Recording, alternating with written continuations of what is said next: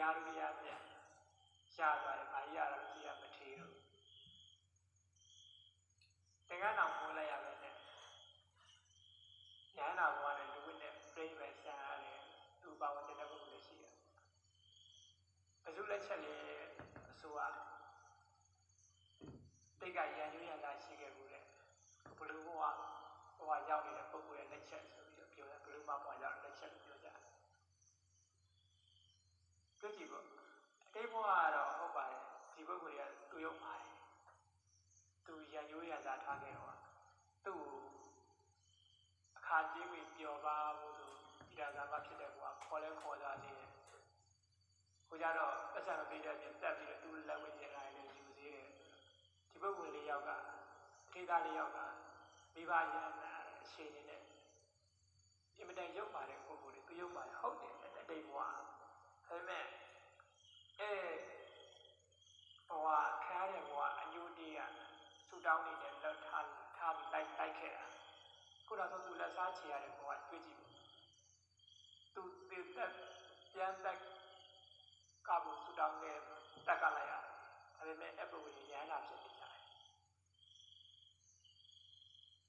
ရဟန္တာတွေတက်ကန်တယ်ကလုံးဆူတောင်းပြီးလို့ရဟန္တာတွေတက်ပြီးသွားတယ်ဘလူးမှတွေ့ကြည့်ပေါ့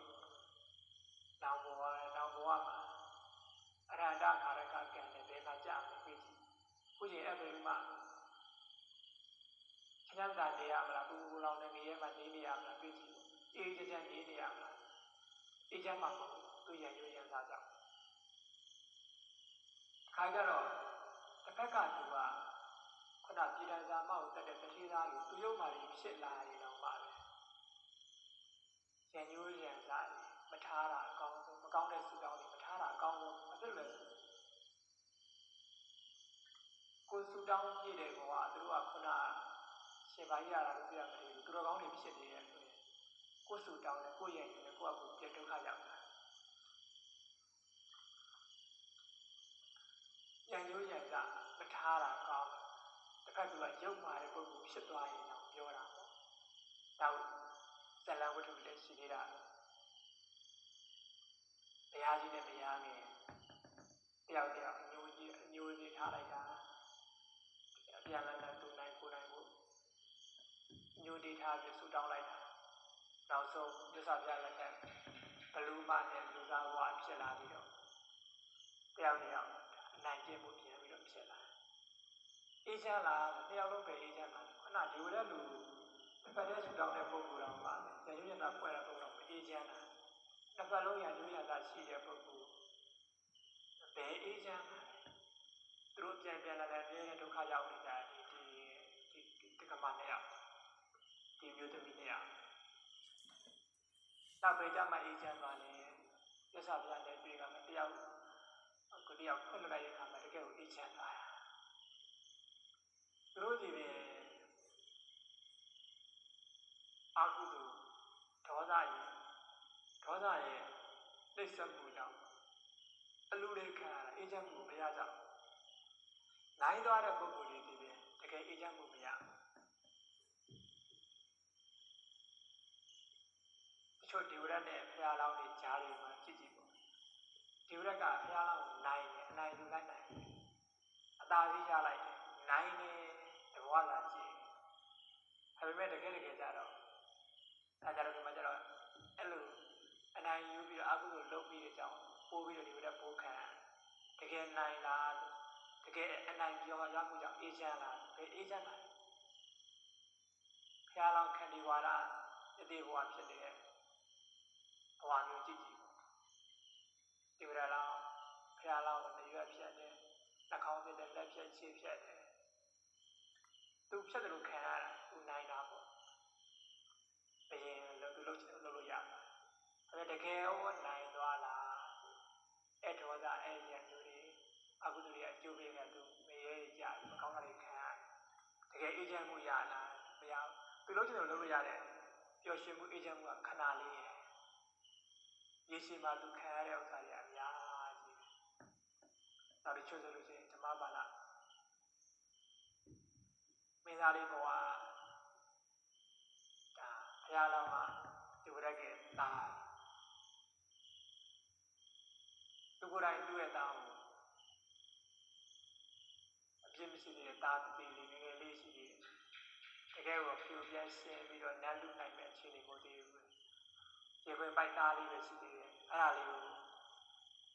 ခြေဖြတ်လက်ဖြတ်နဲ့နောက်ပိုင်းတက်ပြတာသူလုံးတလူရသွားတယ်အဘောကဒီရကောင်ကြီးကတားချစ်တဲ့စိတ်နဲ့ဘယင်လာတော့မှလှည့်မကြည့်ပြတော့ဘယင်ကသူ့သားအကူနဲ့သူ့သားလေးရင်ခွင်မှာရှိတဲ့ငါ့ကိုကယူမဆိုင်တော့တားကြည့်လို့ရှိရင်ငါ့ကိုဘူးဘူးဆိုင်ဖြစ်တော့မှာပဲဆိုပြီးသူ့ရဲ့သားလည်းဟုတ်တယ်ဒီရကောင်ကြီးရဲ့သားလည်းဟုတ်တယ်ပြစ်မဆွေတဲ့ပြစ်စာတတ်တယ်သူလုံနိုင်တယ်ပေါ့ဒီရကောင်ကြီးတားအကူပြီးသူ့ဘောကိုတော့မလန်နိုင်တော့အမေပြေကောင်းကြီးအခုကြီးနဲ့တားရတယ်သူ့ကိုပြန်လုပ်ကျဲပြီးတော့သာတရက်တို့ကေဗီတာလာလို့လုပ်ကျဲပြီးတော့နန်းလူမဲ့အကြီးကိုသူတင်နေနိုင်လိုက်တယ်ပေါ့တဘွားကမှာတော့ဒီလိုအောင်နိုင်သူစစ်သူကြီးပေါ့အောင်နိုင်တဲ့ပုဂ္ဂိုလ်ကြီးပေါ့သူ့လုပ်ရသူပြန်တွေ့လို့ရှိရင်တော့ရန်သူကိုတင်လိုက်တယ်ဆိုပြီးတော့ဝမ်းမြောက်ဒါပေမဲ့အဲ့ဝမ်းမြောက်မှုအဲ့အေဂျင့်ကတကယ်အေဂျင့်လားအေဂျင့်အကုသိုလ်ကအကျိုးပေးတဲ့ခါကျတော့မကောင်းတဲ့ဘဝတွေရောက်သွားတယ်ခံရပြန်ရေဘဝတွေဘာတွေရောက်တဲ့ခါကျရန်ကိုရန်ချင်းတုံနေပြီးတော့ရန်ကျိုးရန်စားဖွဲ့နေလို့ရှိရင်ဒါတော့အမေချမ်းကိုအဲ့လိုရန်ကိုရန်ချင်းမတုံနေမဲ့နဲ့ရန်ကျိုးရန်စားကိုရန်ကျိုးရန်စားမှုနဲ့မေတ္တာကရုဏာနဲ့တကယ်ကိုပြန်ပြီးတက်ပြန်လှုပ်လိုက်ခါပါလားအေဂျင့်ကိုရှိတယ်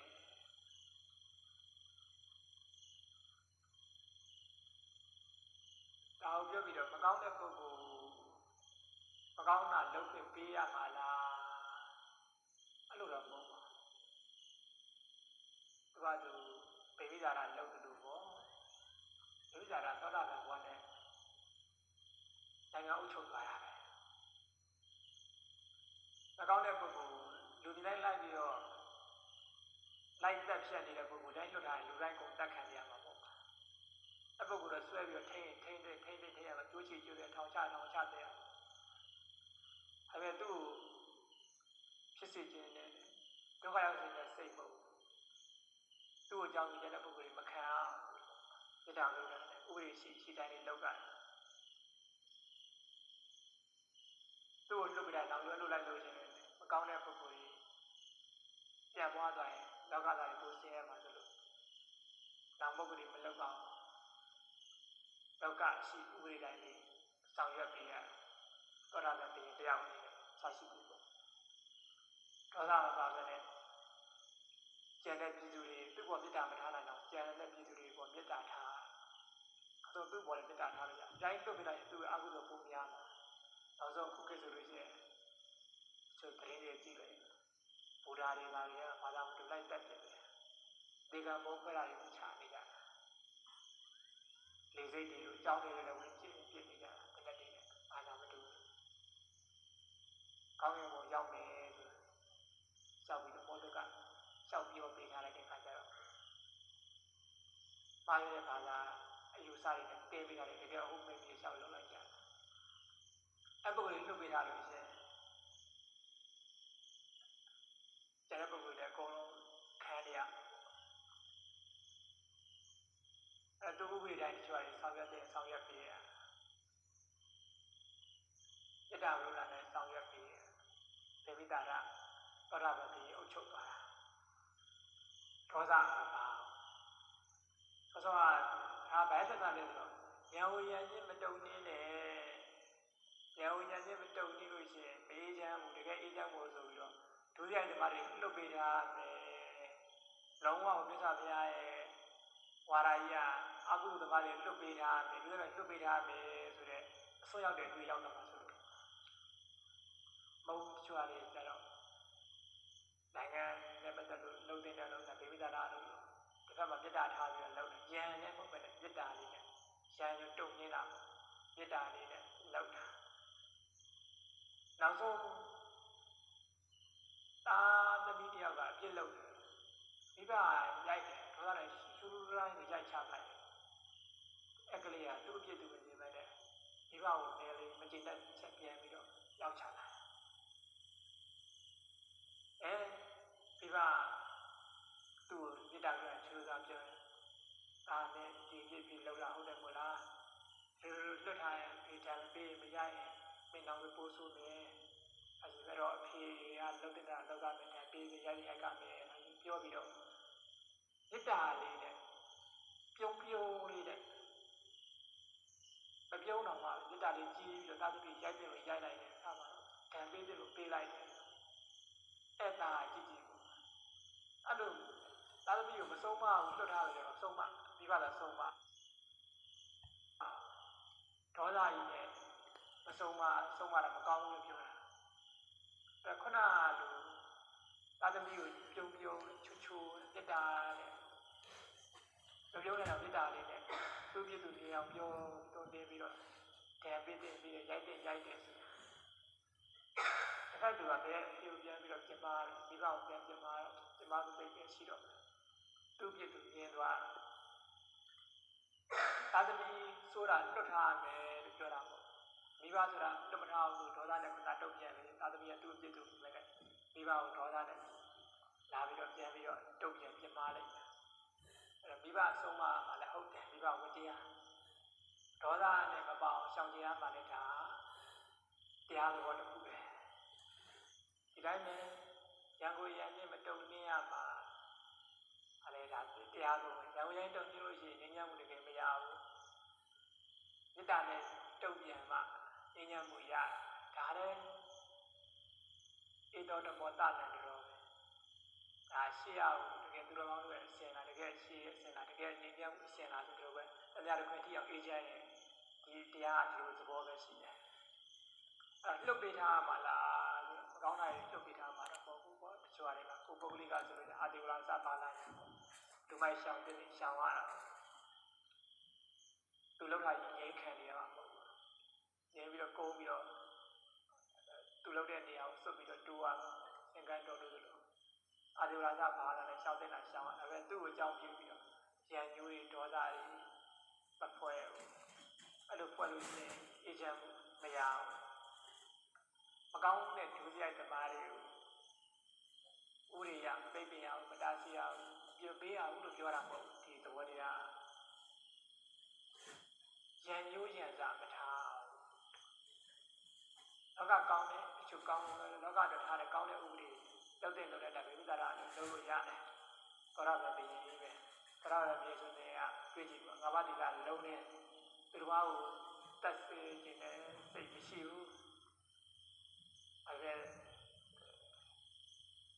နိုင်ငံတစ်ခုလုံးကိုအုပ်ချုပ်သွားတာပဲငါးပါးဒီကမကျိုးလို့ပဲအုပ်ချုပ်သွားတာရတယ်နိုင်ငံတစ်ခုလုံးတော့အဲ့လိုချုပ်တတ်မိတ်တွေပေးရတဲ့နိုင်ငံဘယ်ရင်နေရာမှာတော့ရန်ညိုးရန်စားဒေါသပဲပါပဲအုပ်ချုပ်လို့ရတယ်ဆိုတွေ့ကြည့်ပေါ့ကျန်တဲ့နေရာမှာလည်းရတယ်အရာစုအရေးစာရှိပြီပေါ့ကျင့်သုံးလို့ရတယ်ကျင့်သုံးလို့မရဘူးလို့ထင်ပါဆိုလို့သောတာပန်ဗေမိတာရပင်ကိုယ်တိုင်အုပ်ချုပ်ပြသွားတာအုပ်ချုပ်လို့ရတယ်ရန်ကိုရန်နဲ့တုံနေလို့ရှိရင်ဘယ်တော့မှမငြိမ်းချမ်းဘူးရန်ကိုရန်နဲ့မတုံနေမှလားတကယ်အေးချမ်းတယ်ရဟန္တာကာတွေကိုသစ္စာပြဩဝါဒပေးနေတာတစ်ဖက်သူကတစ်ဖက်ဖွဲ့ရမှားလို့ရှိရင်တော့ကိုကမမကြီးလာပြောတယ်ဘုဒ္ဓခပြောတယ်ဆိုတာပြီးတုတ်ပြန်လို့ရှိရင်ခုပဲကြည့်ပေါ့တန်ခါဖွဲ့လုံးဝသစ္စာပြပြောလို့နားမထောင်တော့ပွဲတာအဲ့ဒါတစ်ဖက်ကလည်းငါတို့မှန်တာပဲဆိုပြောမယ်တန်ခါညီညွတ်တာပြီးတာဘယ်လိုမဆိုင်ဘူးဆိုဆွတ်လုပ်လိုက်ခုပဲကြည့်ပေါ့လွတ်လိုက်တဲ့အခါကျတော့ပွဲတာသစ္စာပြပြောတဲ့တရားတစ်ခါတော့ဘယ်သူမှရှောင်ပေးကြအောင်ဆုံးမလို့ပြဒေါသတွေကထွတ်ထွတ်ရောက်သွားတယ်အေးချမ်းမှုမရလက်တွေ့ပဲ